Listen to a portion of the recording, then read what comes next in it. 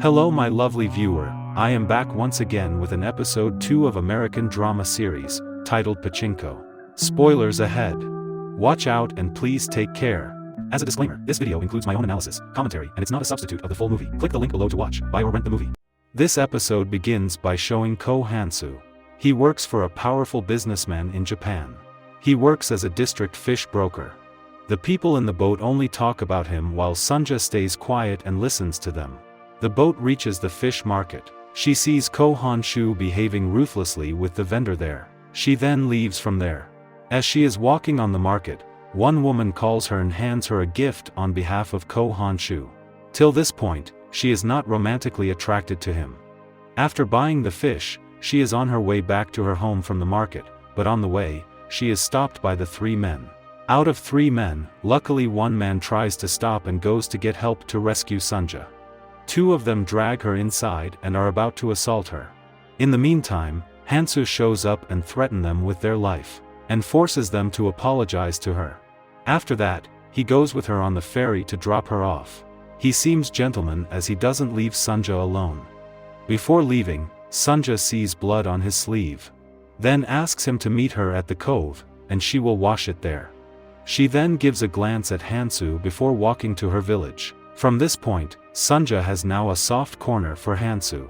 Hansu returns to board the ferry and returns to the fish market. In the next scene, we see Hansu with Sunja at cove. She is washing his shirt there to remove the bloodstain. Hansu talks about his past where he had a miserable life. He was poor but he never give up and achieve his dream. He explains about the city life facilities and asks her about her dream. He even encourages her to dream better so she could get out from there. As the conversation goes on, we come to know that his father is also dead and he has forgotten for a long time. Hansu offers her to pick up the mushroom from the woods and asks her to make soup for her mother. As they collect the mushroom, Hansu and Sunja eventually kiss and make love. Let's get back to Tokyo in 1989. Solomon is at Abe's daughter's wedding, and many members of the Ministry of Finance are also attending the wedding, making this the ideal occasion for Solomon to bring up the company merger. When Solomon and his colleague are sitting at the table and having wine and some food, Abe comes there and asks him about his blood type. Well, it appears that this stems from historical relationships and allegiance, with the Korean and Japanese conflict remaining very much alive and well.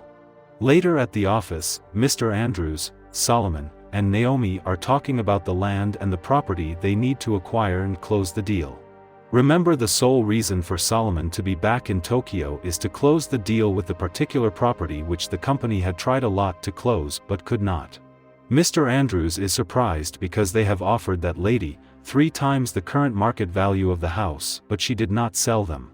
Naomi tells Andrews that the owner is not after the money, as she might have some strong value, memories, and emotions attached to that property. But Andrews doesn't listen to her because the company wants that property at any cost. In the next scene, we see Solomon's father, Bando. He reveals that the Pachinko machines are rigged during the nighttime to earn more from the customer. They are giving a nudge toward the odd falling in the house's favor, as per the usual.